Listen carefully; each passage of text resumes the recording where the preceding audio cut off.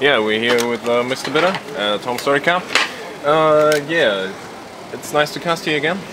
It's always nice to be in Germany and to be at HomeStory Cup especially. I love Dennis and I love this event and we're having a great time. Okay, so you're currently living in the US. Mm-hmm. You moved there because you got an offer by NASL to cast the league. That's right.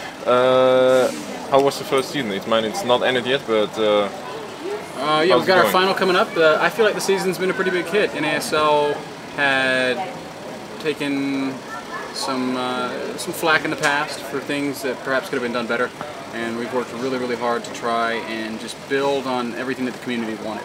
So I think this season has been a success. I'm really excited about the next season because we're going to continue building on what we've already developed, and it's just going to continue to get better and better. Yeah, before the US you lived in Europe, and we saw you casting with Rotterdam a lot, of course. How did that go with NASL? When did they contact you the first time? And did they contact you at the duo or at individual casters?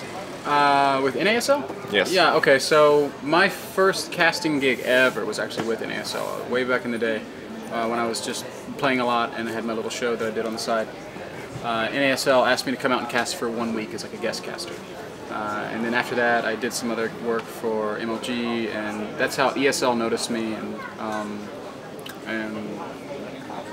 when I went to Germany initially, I had already been in talks with NASL about maybe the future. So I was in Germany for about 8 months, but I always had kind of considered going back to work at the North American Star League because it's in California. It's a really beautiful place. It's a good setup, and they've got a really good team of people there that are a lot of fun to work with.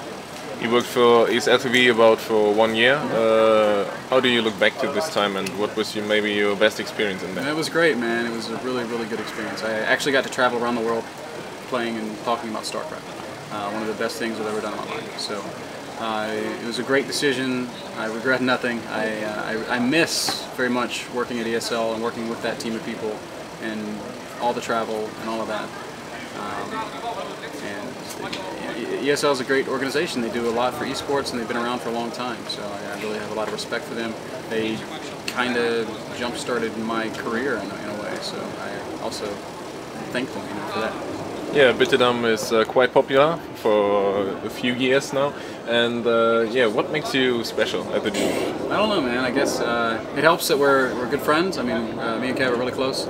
We do just about everything together. We you know, I don't know. I really think that's all it boils down to is the chemistry. It's like almost a natural chemistry. If you see other good duos that work well together, usually it's a friendship that extends beyond, you know, the time that you're on camera. So, you know, I guess we have that going for us. It helps that we both try to play the game a lot. Yeah, here at HomeStory Cup, the casters are changing in every game. Do you like to cast with the players? Yeah, of course.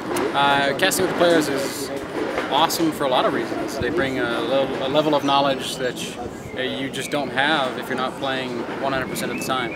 And the other thing, and the really more important thing, is that we're all friends, you know, and it's fun to sit down and cut up and joke with your friends and play and watch great StarCraft and just enjoy this thing that we do. Yeah, let's talk about the game. So Zerg got a small buff, and what do you think about the balance right now? Zerg's doing pretty well lately. I think it's. I would be lying to myself if I didn't say that they've been enjoying more success because of that. The Queen buff, of course. We still see players of all races winning games. Yanghua is showing us some really vicious PvZ. I expect we'll see more great play out of MVP. Happy's also doing some really cool things. Terran's having to really work out and change their playstyle. They're having to learn new timings and find new things, and maybe the Queen's too good.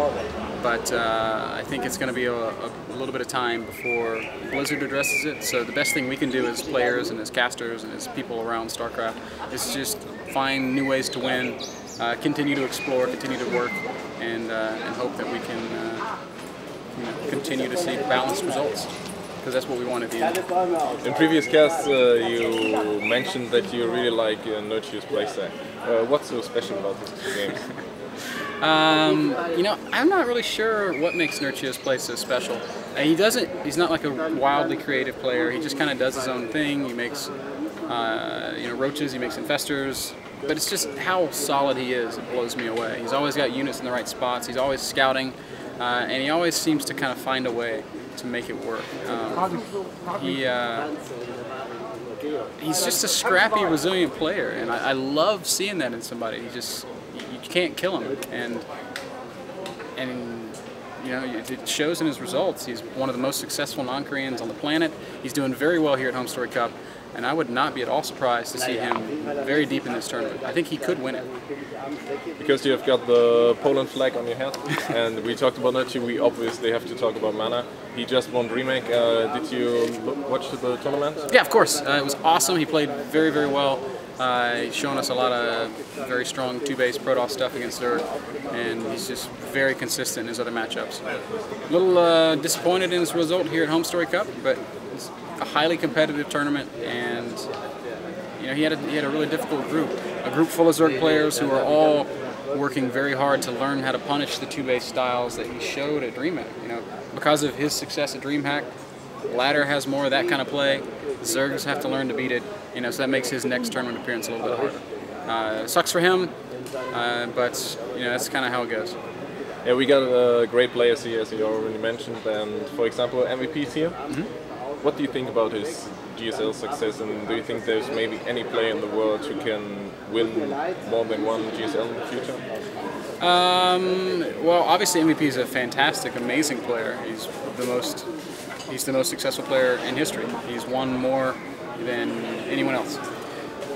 Do I think someone else could replicate and do as well or do more? Yeah, I do. I think Dongregu could win more. I think Marine King could maybe win more.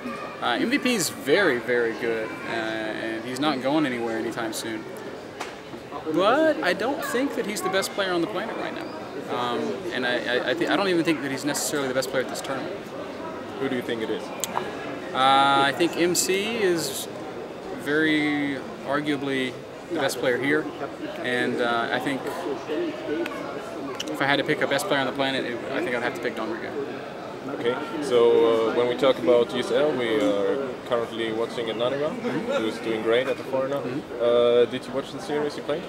I saw a little bit of his play versus Genius. Obviously, I was traveling from the US to Germany during that whole time. So I saw him actually lose to Genius, and after that I was like, oh, there's no way he's going to get through the group, and then I found out later that he did end up getting through the group. That's awesome. I'm really happy for him. I don't know how he does it, man. He's just such a damn hard worker, and you know, he's got Dongregu next, who I just said is probably the best player on the planet, so I think it's going to be very hard. DRG said in an interview that he can do anything that he wants against Naniwa and still win. I don't think that's true. I think if he goes into the game with that mentality, he's going to get squashed, but he's definitely going to be the favorite. You got some experience of esports in different countries like the US, Korea, and Europe. Do you see any difference about StarCraft in the different countries? Yes. Every country sort of has its own unique flavor to it, right? The fans in Poland are still probably my favorite. It's, you know, but we casted the European Blizzard Invitational last year in Warsaw, and it was just the coolest experience I've had casting StarCraft. But everywhere you go around the world, there's tons and tons of StarCraft fans. American fans are fantastic. Brazilian fans are amazing. German fans are also freaking amazing, but they're a little bit more laid back than I think the rest. I don't know what it is. You guys just kind of chill. Hey, beer! But you don't get as wild and crazy as some folks in other corners of the universe. But StarCraft fans everywhere, I love them, and I hope they keep coming out for these events and keep watching, because they're the reason that we all do what we do. Okay, my last question about casting in general. If you cast with players, both of you got a lot of experience, but you cast it to the viewers who maybe are just casual players. Do you maybe think you have to explain something easier for them to understand?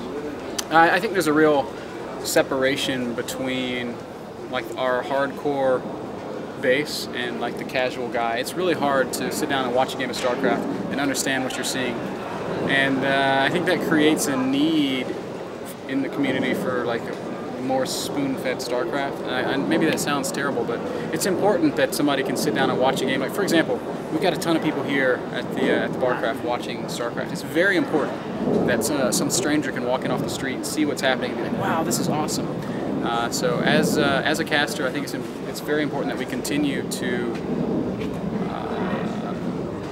it's important that we continue to make the cast both enjoyable to the people that always watch, but also accessible to the people that might be new to it. So that's something that I probably struggle with and I should continue to work on, but it's something that has to happen for this thing to keep growing.